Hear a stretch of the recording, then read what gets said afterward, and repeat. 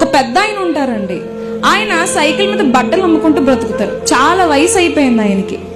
నేను అడిగాను ఆయన్ని, మీరు ఒక్కరే ఉన్నారంటే మీ భార్య లేదా అంటే చనిపోయింది అన్నారు. మరి మీకు బిడ్డలు లేరా అంటే కొడుకులు ఉన్నారన్నారు.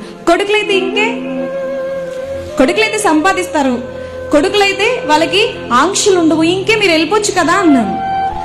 వెళ్ళిపోవచ్చు కదా అంటే వెళ్ళానమ్మా అన్నారు. మరి వెళ్తే మళ్ళీ ఎందుకు వెనక్కొచ్చారు అంటే ఆయన చెప్తున్నారు, మా కోడలు అన్నం పెట్టినప్పుడు రాత్రి అన్నం అంటండి సగానికి పెట్టి అప్పుడు వేడి వేడి పదార్థాన్ని పైన చల్లుతుందంటండి.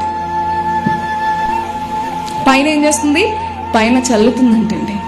ఈ విషయం కొడుకు మరి మీ అబ్బాయికి చెప్పలేదా మీరంటే, నేను ఎందుకమ్మా చెప్పడం, చాలా కాలం పాటు వాళ్ళు కలిసి బ్రతకాలి, ఈ రోజు ఉండి రేపు పోయే ముసలి ప్రాణం నాది, నా కోసం వాళ్ళు కొట్టుకోవడం ఎందుకని నేనే వచ్చేసి పొట్ట కోసం బట్టలు అమ్ముకుంటున్నాను అన్నాడు. ఎంతో కాలం బ్రతికి మన కోసం వాళ్ళు అన్ని చంపుకుంటారు తల్లిదండ్రులు, కానీ కొంతకాలమే మనతో ఉండే వాళ్ళ కోసం మనం ఏమి చంపుకోము.